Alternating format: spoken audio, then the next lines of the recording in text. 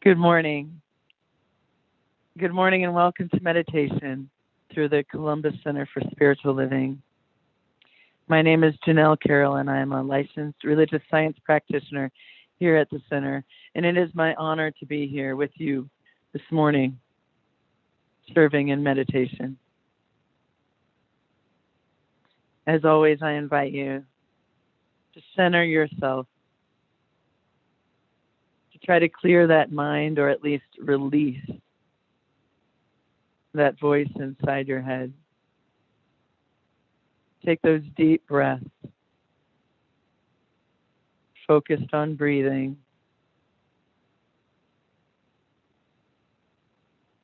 That perfect breath, which is you. Spirit itself breathing as you, the center of you.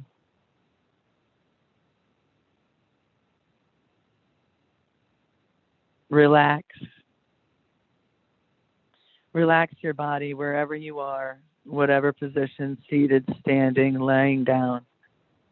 Just relax and release any tension.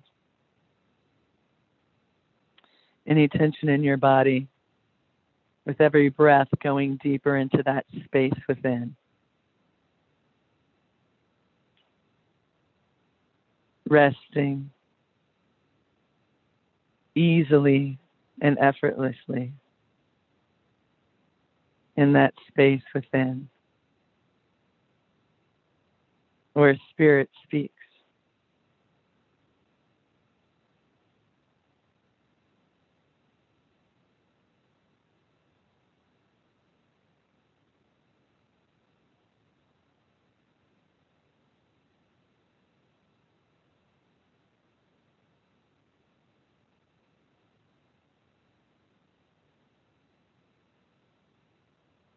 Where I am this morning, I hear the rain.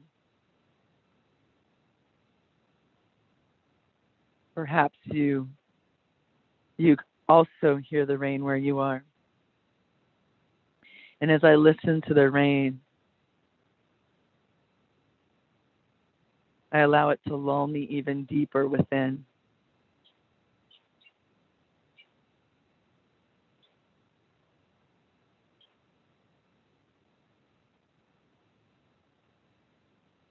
I like the rain.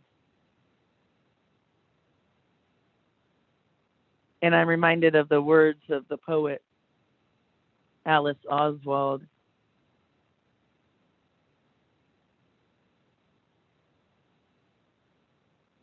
She writes, "It's a relief to hear the rain. It's the sound of billions of drops, all equal and all equally committed to falling, like a sudden outbreak of democracy."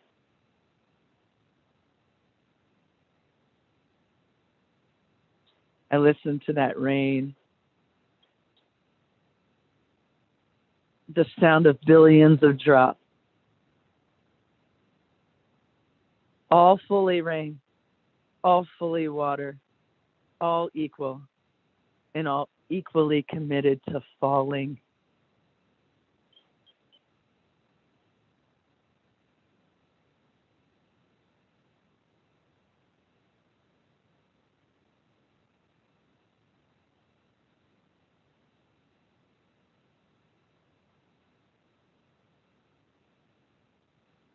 Each drop a part of the one, containing within it all properties of the one.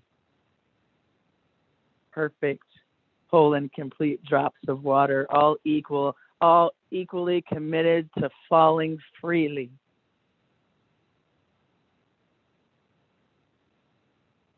It feels powerful.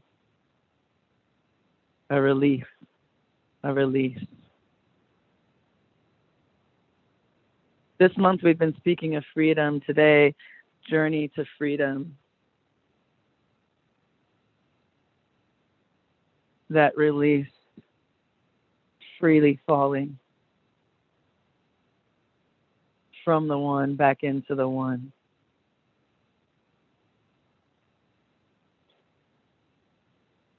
Freedom from freedom to, freedom, that aspect of God, that quality of God that knows no bounds. Nothing can bind, nothing can confound or confuse. Spirit. And that spirit, that freedom, that expression is within me, through me, as me, all of me.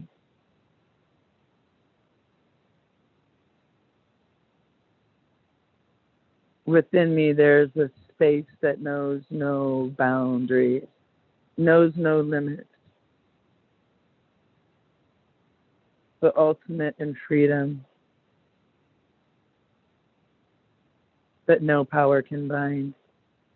Spirit within me is boundless. It is freedom,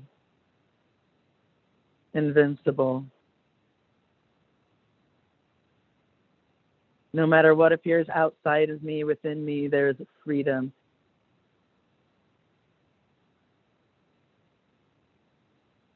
A freedom that nothing can hold. Limitless.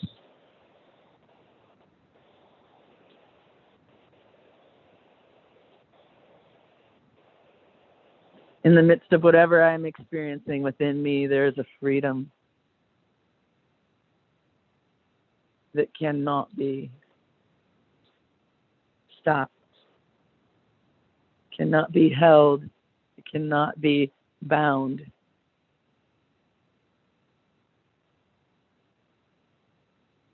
In the words of Albert Camus, in the book The Stranger, my dear, in the midst of hate, I found there was within me an invincible love. In the midst of tears, I found there was within me an invincible smile. In the midst of chaos, I found there was within me an invincible calm. In the midst of winter, I found there was within me invincible summer. I realized through it all, within me there's something stronger, something better. That makes me happy. For it says that no matter how hard the world pushes against me, within me there is something stronger pushing right back.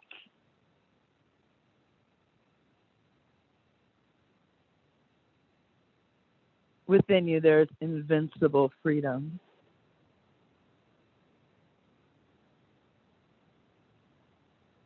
Within you, invincible freedom.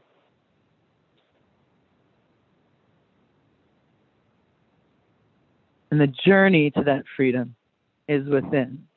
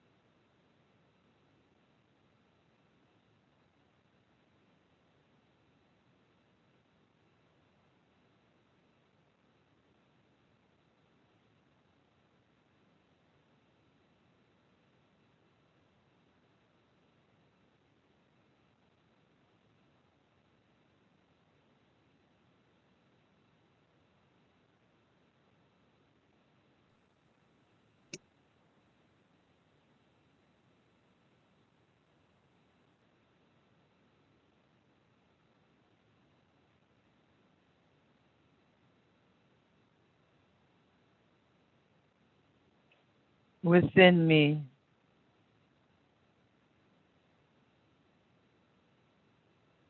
within you, within each one of us, there is something stronger, something better.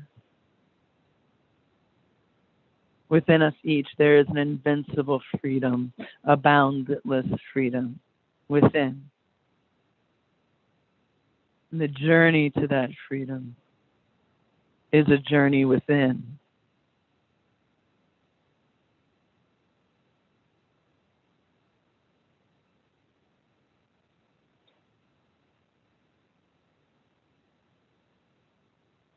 I invite you now to call yourself back to your body and to become aware again of your breathing.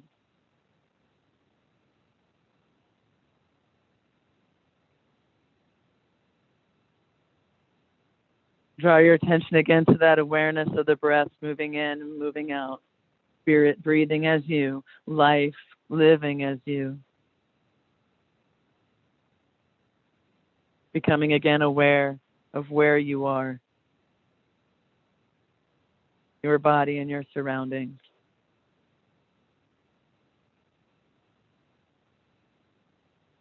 I thank you for joining me in meditation this morning. Namaste.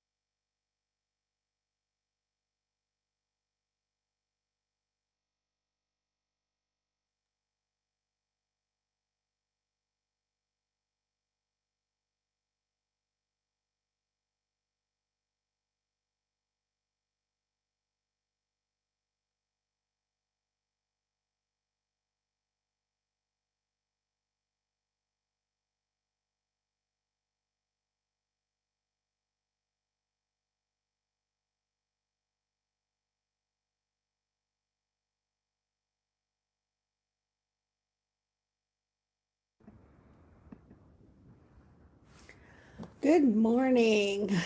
Welcome to Columbus Center for Spiritual Living. My name is Tammy Evans. I'm a licensed religious science practitioner, and I'll be giving you the announcements today. Everyone is invited to the Zoom room for Sunday celebration, and our services are being live streamed to our YouTube channel at Columbus CSL. Please feel free to share our service from our YouTube channel and your own Facebook page. For everyone on Zoom with us today, please feel free to turn on your videos so we can see each other, and please keep yourself muted. Thank you. Everyone is invited to join us for next Open Hearts Open Mic on Friday, March 12th from 7 to 8:30 via Zoom. Watch for your upcoming CSL Weekly Word e-newsletter for the Zoom link. You can also find the link on our Facebook page. Would you like to share your amazing talents at an upcoming Open Hearts Open Mic?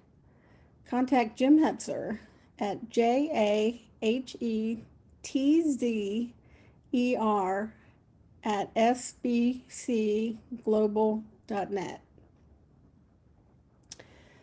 Please join us for our CCSL community meeting that will take place the second Sunday of each month. Our next meeting will take place Sunday, March 14th at 12 p.m. A variety of topics are covered.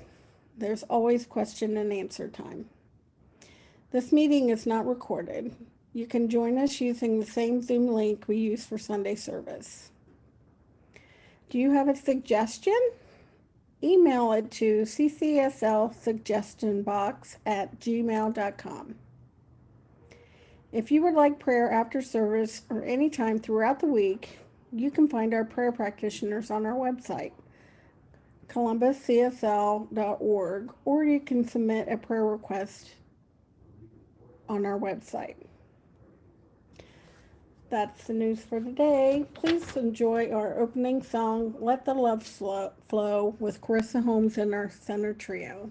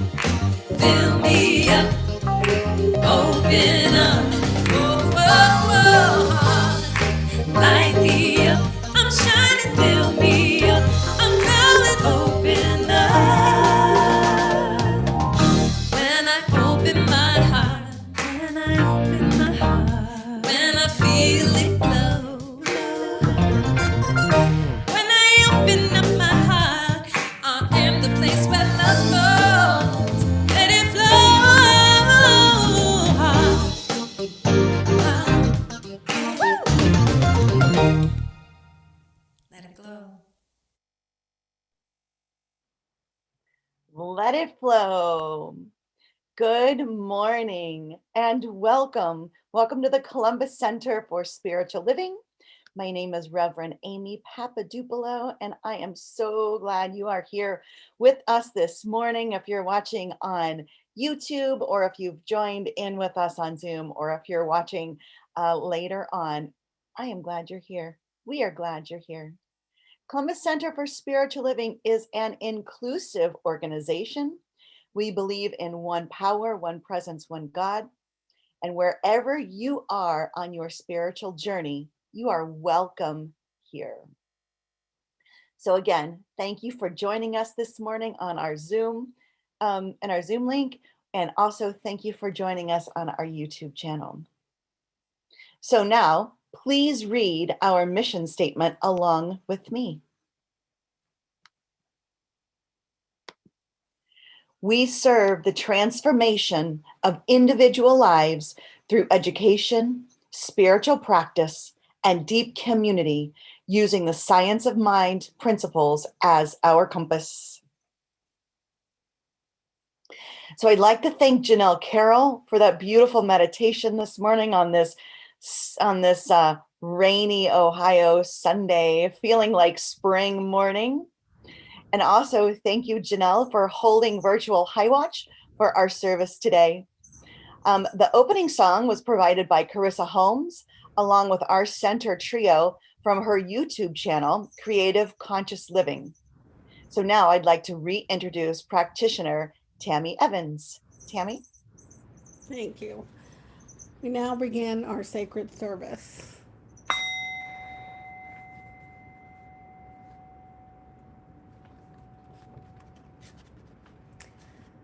I would like to introduce our community member, Dave Scarbrough, who will be giving us the reading this morning. Dave? Reading from Visioning, an interview with Reverend Michael Beckwith, Doctorate of Divinity, Science of Mind magazine, December 1996. All spiritual growth, 100% of it, is about releasing or eliminating rather than attaining something, because we're already it spiritually. Thank you, Dave. Now let's take a moment of silence together.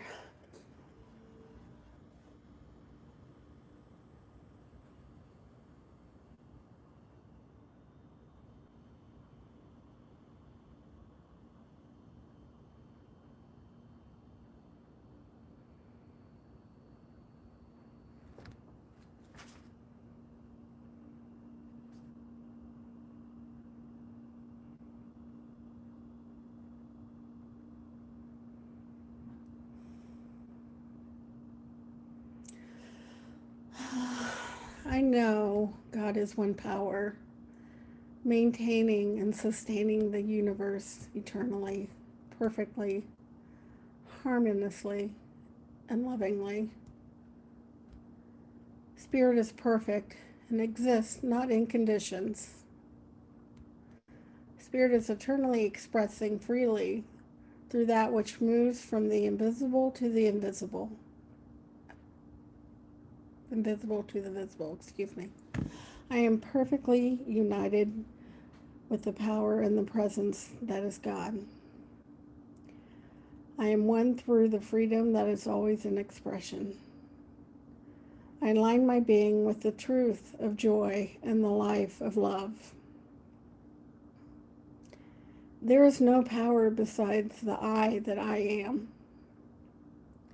Should I feel less than the power that I know I am, I joyously await in an inner stillness and realize that God in me is infinite and never-ending. This knowing expresses the freedom of the journey within me fully. There is nothing to fight, for there is no power other than the power of God within me. I easily express freedom by exercising my right to know God more fully. I easily share in my good, knowing that as I unite myself with greater love and greater peace, Freedom is the natural outworking of this unity. I'm so grateful for knowing that love lies within me. I'm so grateful that each and every person on this planet has their own journey and that we are blessed to cross each other's paths, whether it's for a reason, a season, or a lifetime. I know that it is good. I release any expectation and all activity, any thought of making something happen, allowing the working of a greater law to demonstrate right here and right now. I let it go. I let God. And please join me in saying, and so it is. So it is. Thank you, Tammy. So good morning. It is my privilege and my honor to deliver the talk this morning, and the name of the talk is Journey to Freedom. And so since this is the last day of February and it is Black History Month, I wanted to end the month with a talk regarding Black History Month. We'll start out with this talk with honoring Black History Month, and also think a little bit about how we can use the principles of science of mind to honor and celebrate our African Americans that live in our country. Last week, I shared that at the end of 2019, we had 358 centers for spiritual living around the world. That is 358 centers for spiritual living around the world. I think that is an amazing number. Our center in Dallas put together a video highlighting some African Americans in our movement, in the movement of Science of Mind. I'm going to share this video with you that CSL Dallas made. If you have been watching our services in the last couple months, I'd encourage you to pay attention, especially to the very end. You might see someone that you recognize from here. So please enjoy this video from CSL Dallas.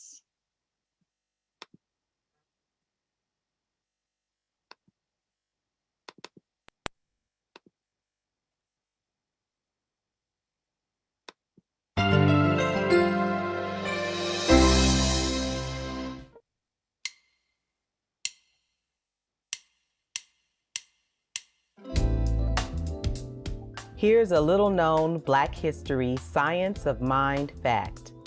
Meet Sarah Flowers, a prolific African-American writer of science of mind books in the 1940s. Flowers was a writer, publisher, metaphysician, frequent speaker, and teacher of the science of mind. She took the major course at the Institute of Religious Science in Los Angeles in 1937 and wrote her first book, Common Sense and Its Application in Everyday Life, in 1941. Other books followed, including The Metaphysical Thesaurus and Metaphysical Dictionary, Should I Pay for Metaphysical Treatment, and Atomic Metaphysics, The Electrical Principle of Man. In Atomic Metaphysics, she writes, "In metaphysics, we must then recognize that there is a power that revolves in and around, out and beyond us at a rate equal to the atomic energy in our material beings." But it's important to note what Sarah Flowers considered her most important work: teaching practitioners metaphysical treatment for all of the problems that confront us today. You might think Science of Mind's inclusive teachings of oneness would be immune to America's history of racial segregation, but that was not the case. Dr. J. Arthur Twine founded Eastside Church of Religious Science in his home in 1932. The congregation quickly grew and became the third church to be ordained and chartered by Ernest Holmes, the founder of religious science. It was a thriving multiracial church, but in 1945, Third Church of Religious Science, as it was now called, was moved to the bottom of the church listings in Science of Mind magazine and noted as a colored church. Ernest Holmes found this unacceptable and went to speak to church members. He said, "I have been told that too many non-Caucasians attend these lectures. True, there are Caucasians and non-Caucasians in this congregation, but this we must affirm. We are all children of one living God, one God that permeates all without exception, one intelligence that governs all, and most important, every man and woman who abides in the universe is a significant entity in the one universal consciousness. Our doors will forever be open to all. Whoever you are, be proud. You are a divine idea in the mind of God. The magazine staff immediately corrected this error and returned to listing churches alphabetically. The following year, Dr. Twine made his transition, but the church remains strong today as Third Church Center for Spiritual Living. A number of Dr. Twine's descendants became practitioners, lay leaders, and ministers, including his great-granddaughter, Reverend Stacy Hilton, who currently serves as co-spiritual director of the Las Vegas Center for Spiritual Living. Dr. J. Arthur Twine and Sarah Flowers, Black evolutionaries in science of mind.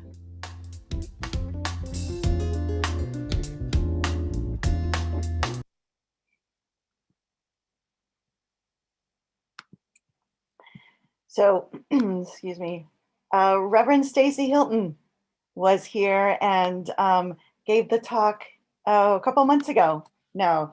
So she is the great granddaughter of Reverend Twine.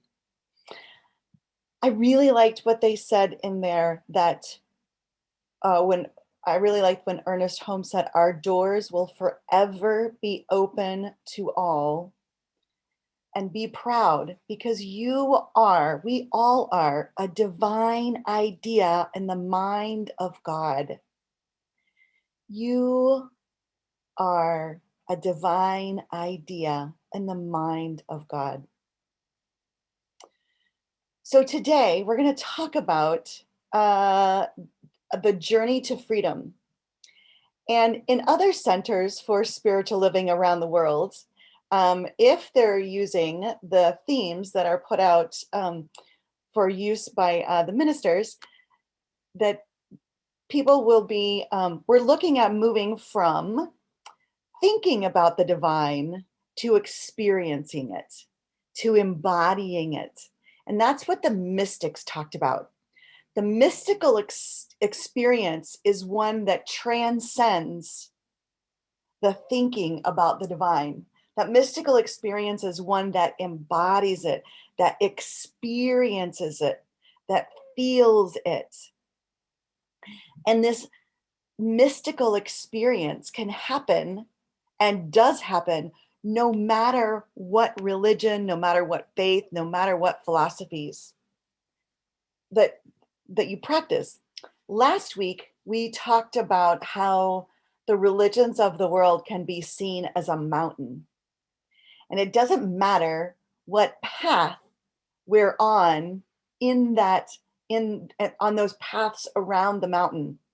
The mountain is God, and whatever path we choose, it's all the same. I was talking to a friend this past week, and she said to me, sometimes when people ask me what philosophy I practice or what religion I am, she said, sometimes I find it difficult to explain science of mind. But that analogy of the mountain and the paths on the mountain, she said, that's a good example for her to be able to use. And I agree. I've often used that analogy that we honor and respect whatever path we're on, because it's all leading to the same place. It's all leading to God. No matter if you are Christian or Buddha or Buddhist or Muslim or a religious scientist, we believe it's all the same. So let's talk about this journey to freedom. The road to freedom lies in the intelligent use of nature's forces and laws. We're told that our minds and our spirits echo the eternal thing itself. So our minds and our body are the way that God shows up and shows out into this world. We know that God is our source. We know that God is everywhere. And until God can come through us and express as us, it is there. We call God it, because we do not personify God. It is a power and a presence. And so we often refer to it as an it. It can only know itself through us. So as we open and we allow, God comes through us. And this is how it knows itself as you and me. And the sooner that we realize this, the sooner we're going to be made free and happy. Because freedom and the freedom of will means the ability to do and say and think whatever one wishes, and to express one's life individually. So to be able to merely think and dream of freedom would not be liberty. And what I mean by that is this. We don't often talk about evil in the science of mind. In fact, we don't believe in two powers. We don't believe in a God and a devil. We believe in one power. But sometimes this idea of evil comes up in our world. Right? The idea of evil comes up in our world. But when I say I don't mean that we believe in evil, we believe that, if you want to use the word evil, it is simply a misuse of the law, a misuse of the law of freedom. And that's the same thing that we talk about when we talk about sin, that sin is simply missing the mark. So when we know that we want something in our life and we do our spiritual mind treatment and we manifest something that we don't want, we can call that a sin because it's just simply missing the mark. So we get to choose again.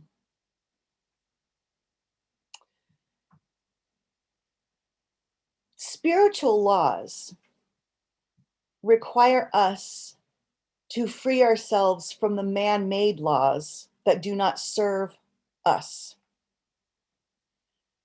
God's laws, the universal laws, do not condone enslaving or mistreating anyone. We cannot be free in our spirit nor free in our mind when we withhold human liberty from another person. We cannot be free if we kill or maim or prohibit or cage or strike or spit upon, spray tear gas on, or shoot another. We cannot be free when we condone these things. We can only be free when we respect and honor all of life. Justice is automatic in the mind of God, so the unjust treatment of the Black people in our country is not God ordained. Like I said, evil is not a thing itself. When we do not live and grow as one global family that respects and honors the interconnectedness of all life, we are violating that spiritual law.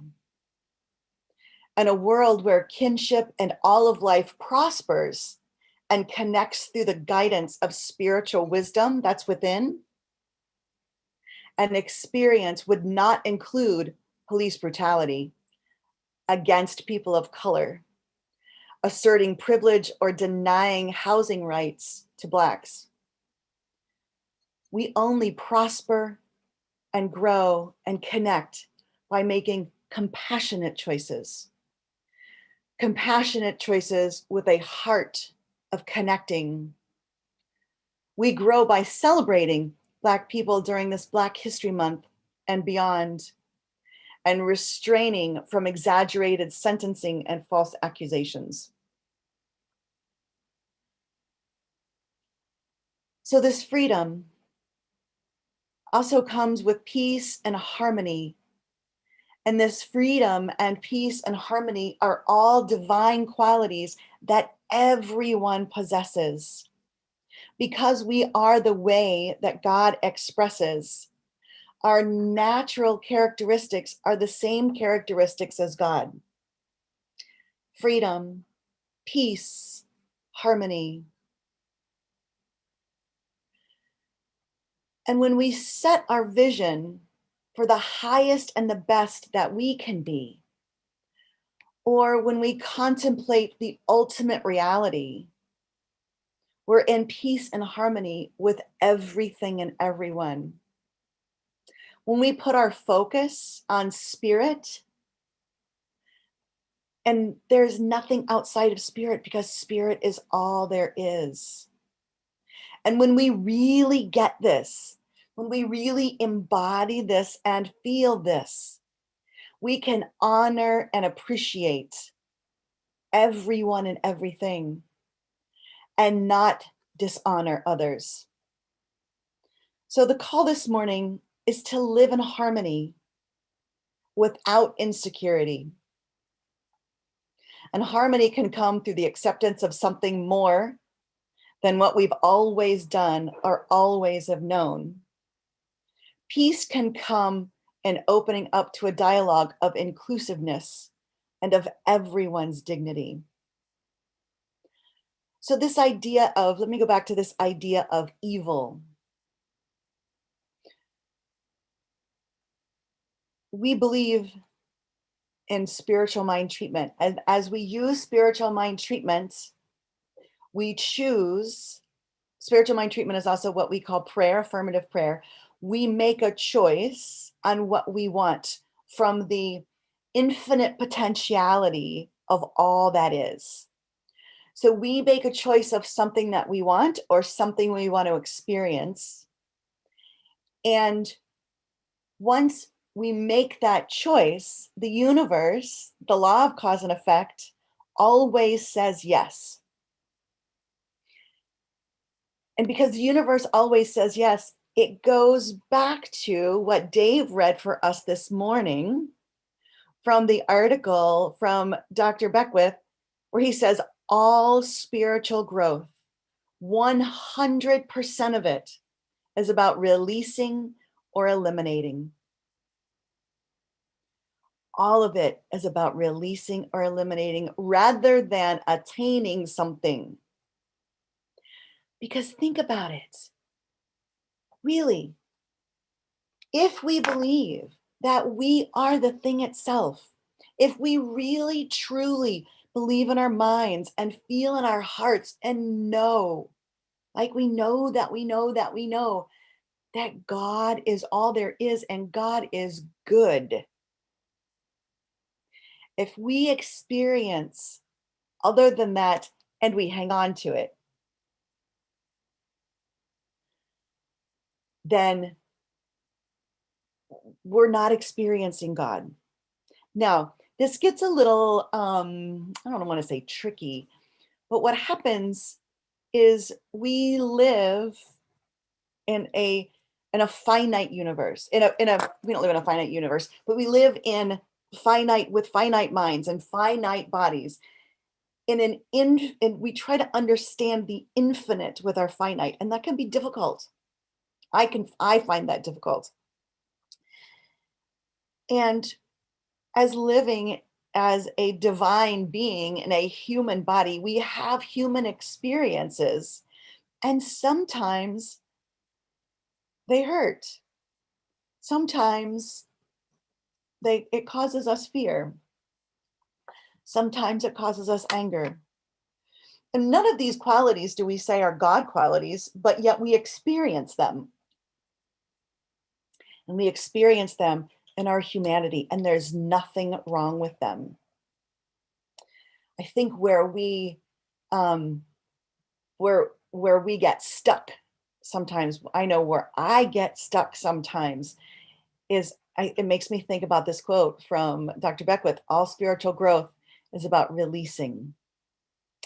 So, for example, right now, I have a dear friend, and I just have something stuck in my craw with my friend. And it's just something that my mind has globbed onto, shall we say. And I have been trying to release it, to let it go.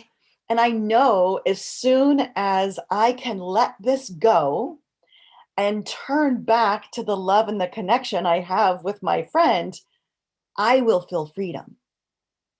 I will feel release. And it doesn't mean that I'm less spiritual, doesn't mean my friend is less spiritual, because things like this happen and it's okay. I've done my spiritual mind treatment around it, and the feeling still comes back. So there's more work here for me to do, because I don't want to live in this in this feeling of discord with my friend. I don't want to feel that way. I want to feel close. So I have work to do. And I think for me, what I'm going to do is in my spiritual practice is open to that divine mind and say, guide me, help me. I don't know how to let this go. But what I do know is that there's a power and a presence that's bigger than me, that's beyond me. That is, this is my cat. My cat came to say hello this morning. She wanted to walk right in front of the screen. Maybe that was the divine sending that message. Maybe I just did my spiritual work right there. Oh, goodness. God has a sense of humor. So I open to the divine and I ask for guidance. And what I know too is I have the faith in the power of of spirit to be able to take this from me and to restore me almost like being reborn, to restore me to that feeling of harmony and freedom and wholeness. So as I've been giving these talks, what I've noticed is that I'll write my talk, I have my talk, and then sometimes spirit will just drop something in or bring something out, probably. Well, more so, bring something out, like that story about my friend. I had no idea I was going to say that today. But what I've really been practicing is embodying these principles, living from that place of not from the victim and not even from the manifester, but rather that third state of consciousness is through me, growing my God and allowing my God to work through me and trusting that which comes up within me. And this is freedom. This is freedom. So February, being the last day of February, February is Black History Month, and freedom has not always been associated with people of African descent. So the call to action today is, the invitation is to, number one, use our spiritual practices of visioning to vision a world that truly works for everyone. And number two, to recognize that we are all, that recognize that we are really are all one. Therefore, our choices include doing only what we would want done to us, the golden rule. And also to use this calendar month every year to celebrate the inventions, the contributions, the foods, the scientists, the intellect, the artistry, and the culture of Blacks as being free, as a part of freeing ourselves from any discord. Compassion, love, oneness, and acceptance. So I want to share one more video, and this is a video of Ernest Holmes speaking, and it also has subtitles, so you'll also be able to see what he says. So this is the voice of our founder, Ernest Holmes, and it's called Believe in Yourself, the Law of Attraction.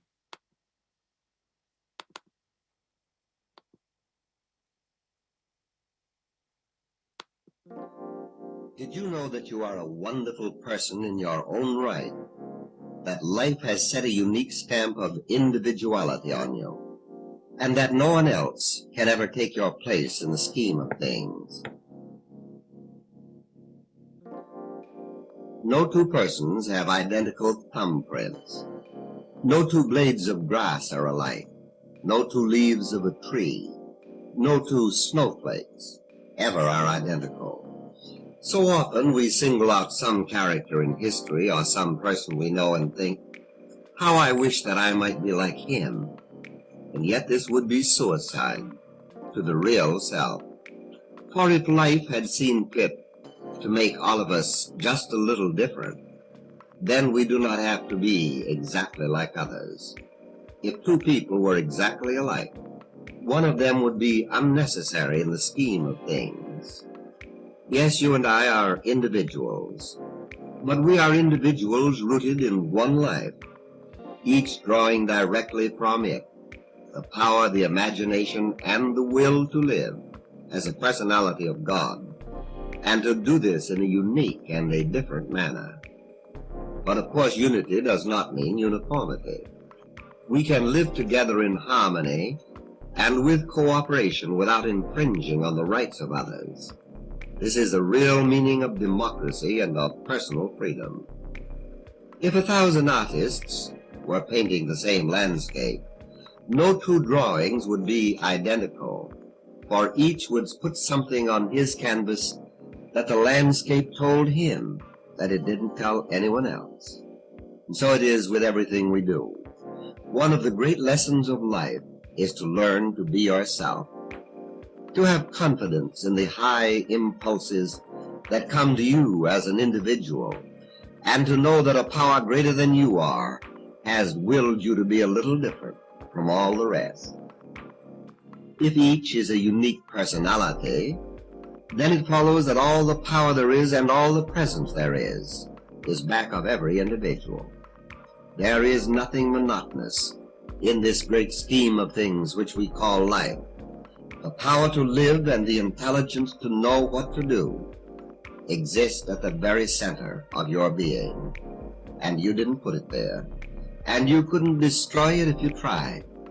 The sensible thing to do is to accept it and work in cooperation with life. It is my personal conviction that there is a spirit of the real self that accompanies us through life, but that we are only very dimly aware of it. There is an ancient fable which says that when the gods decided to create man and make him divine, they wished to hide his divinity in some place that would be difficult for him to discover. And so they held a consultation in which one of the gods said, "Let us hide man's divinity in the air." But another one replied, "No, someday he will create a machine and fly through the air and discover his divinity." And yet another god suggested that man's divinity should be hidden at the bottom of the sea, while another said, "No, we have given man such power and such an imagination that someday he will make a machine that will penetrate the depths of the ocean." And so after much discussion, they all agreed that the best place to hide man's divinity, the place where he would be least likely to look for it, would be deep within himself, deep within man. For they said, he will always be looking outside himself, and he will never think that the thing he is looking for he already has. And so they hid his divinity at the very center of his being and left him alone to discover it. But always there was an urge in him, feeling that there is something still undiscovered, something that could make everything right if he knew how to find it and how to use it. And it was this divine thing within him that Jesus discovered his intimate and individual relationship to the one living Spirit. It was this that gave him the power he had.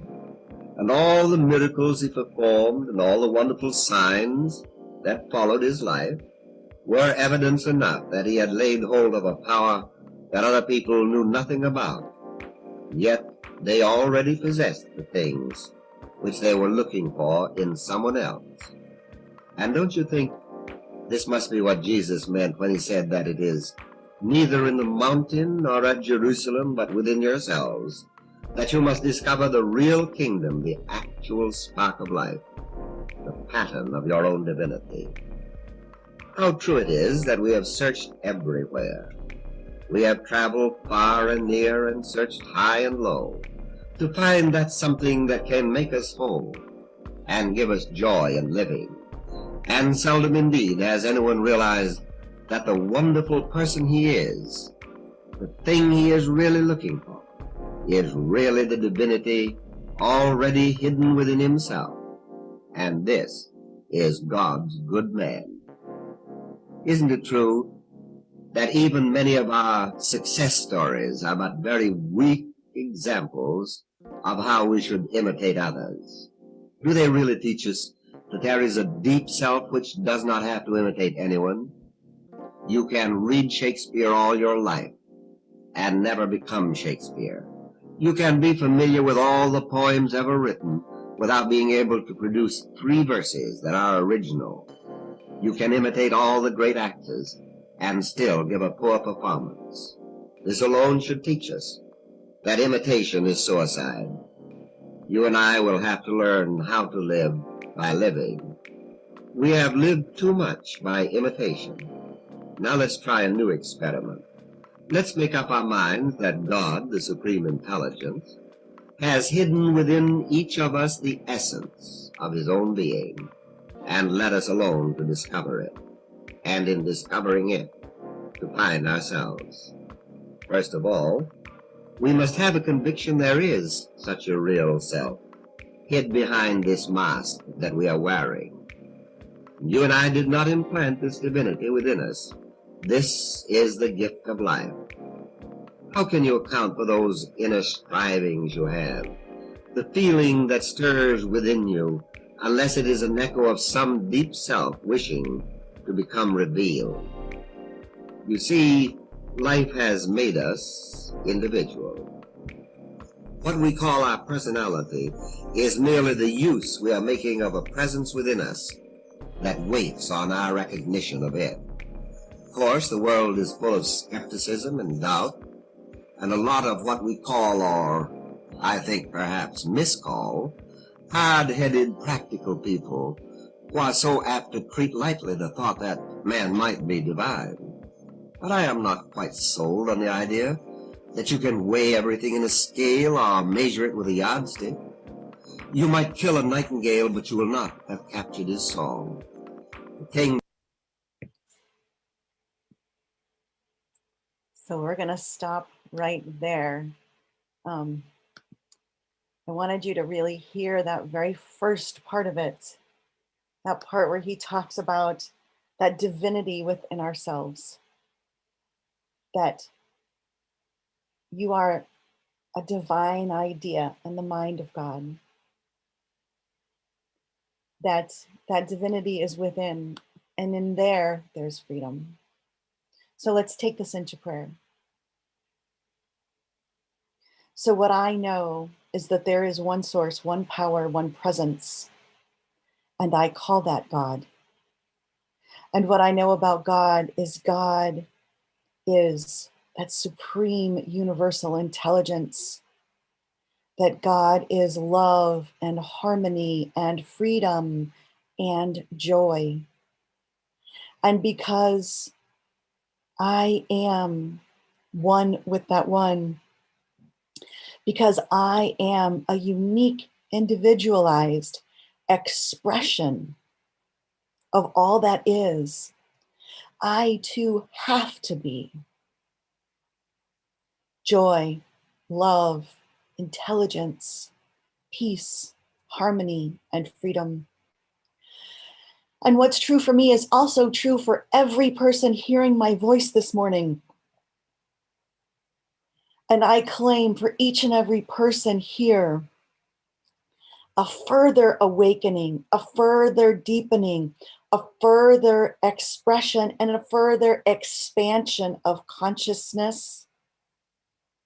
That we are the way God looks back at itself.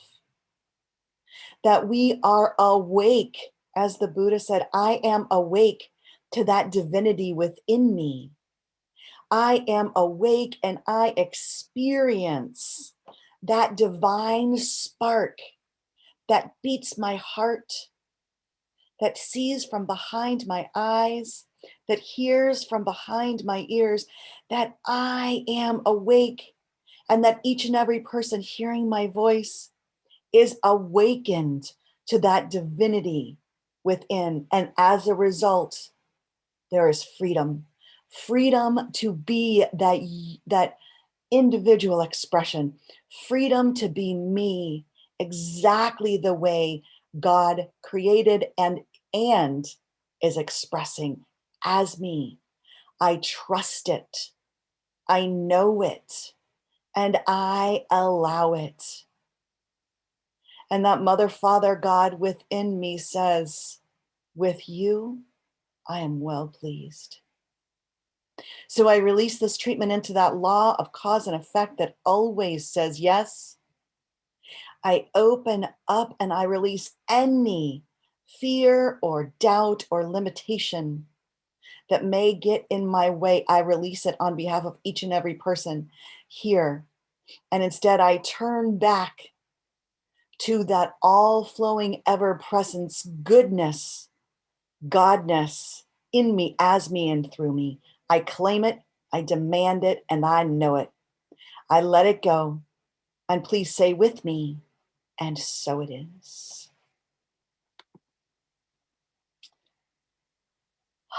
So now it is the time for the giving of our gifts.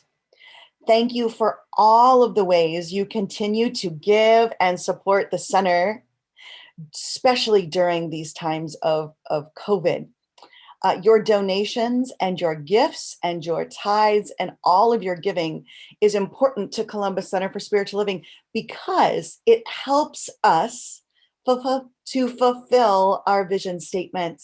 It helps CSL fulfill our vision statement of transforming lives. And it also helps us to be part of the bigger global vision for Centers for Spiritual Living and creating a world that works for everyone. We know that God is our source, and we know that God shows up in people, and we know that God shows up in money. So I say yes to God in my life in the area of abundance. And I say yes for each person here and yes for the center. So we are just simply circulating Spirit's energy in the form of money by giving and receiving. There are a couple different ways you can give to the center. You can text to give. We'll also put it in the chat on YouTube. We'll put it in the chat here on Zoom. It is 614-681-8616. You can also go to our website, columbuscsl.org, and there's a PayPal button at the top. That's what I do. That's what I do. After I do this part, I go to our website and I give. I like giving on PayPal. It's at the very top. Or you can also mail your giving to our P.O. Box. It's P.O. Box 14462, Columbus, Ohio, 43214. You can also set up auto pay, and you can do that through your bank. And if you need any help with that, let Robin in the office know, and we'll reach out to you and help you set up that auto pay. We'll also put those ways of giving in the chat on YouTube as well as here on Zoom. So, would you please say our affirmation with me?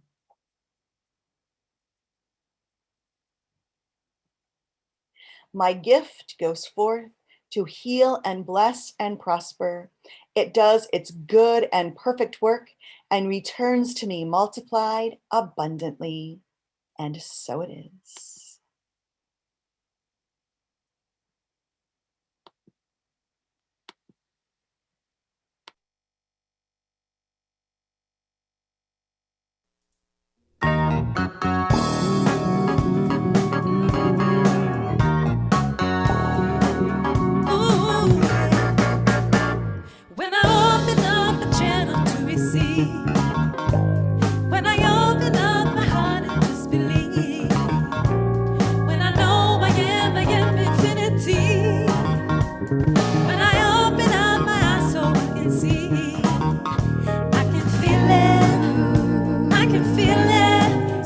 circulation, circulation. When I open up a channel to be seen, when I open up my heart and just believe, when I know I am infinity, when I open up my eyes so I can see, I can feel it. Can you feel it? Circulation, circulation, ooh, circulation, circulation. Let it circulate. There is but one abundant source in this universe. Limitless abundance and unconditional love are its gifts, so freely given. For it is its nature to give, to provide way beyond need. I am one with this goodness and plenty, heaped up in overflowing abundance. The riches of the universe flow endlessly through, around, and in all those things which the Creator brought forth. And those things are right here and right now. I realize these gifts as being eternal, endless, fulfilling, and loving. I claim that our abundance comes through the abundance of God in all things. I open the door of abundance and allow the gifts to flow freely in and through our center. With grateful gratitude and unstopping flow, I release it into the law that has already said yes. As I receive and accept these gifts, knowing that the channels have been opened and are flowing freely, for it is already done. I let go and I let God, and so it is. And so it is. Thank you, Tammy. So I'd like to thank our practitioners this morning, Janelle Carroll for the meditation. Thank you, Tammy Evans, for assisting me today. Thank you, Dave Scarbrough, for the reading today. Thank you, Jay Westfall, for moderating on our videos. Thank you, Margie Salmons, for moderating on YouTube. And Robin Brookhouse, thank you for hosting Zoom. And thank you to Carissa Holmes and our center trio, Tony Bernardi, Steve Parakis, and Joe Nelson, for sharing their music with us today.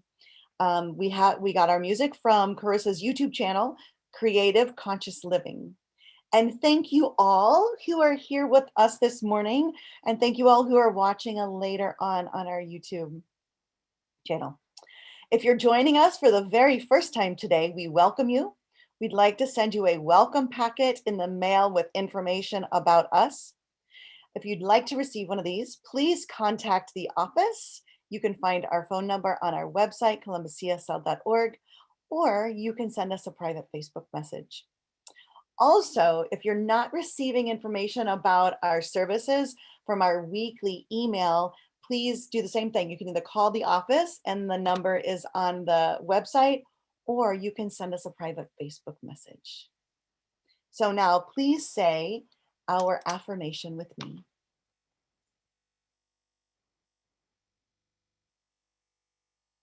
There is only one life. That life is God's life. That life is perfect. That life is my life now, and so it is.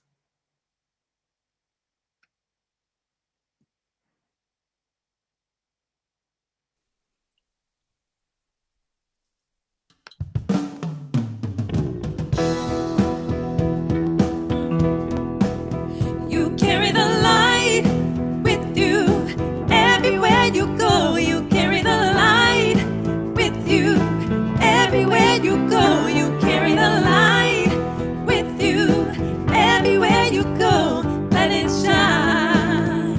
Let it shine. Though you may walk in the wilderness, there ain't no need to be afraid. No, no. You are a star of the brightest kind, the Most High. Oh, you and me, we got luminosity. We are nothing if not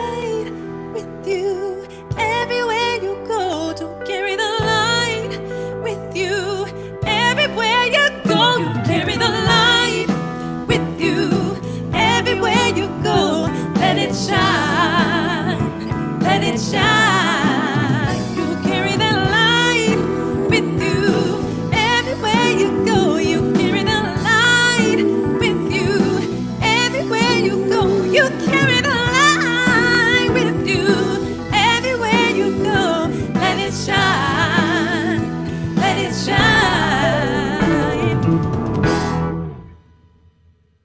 Be the light.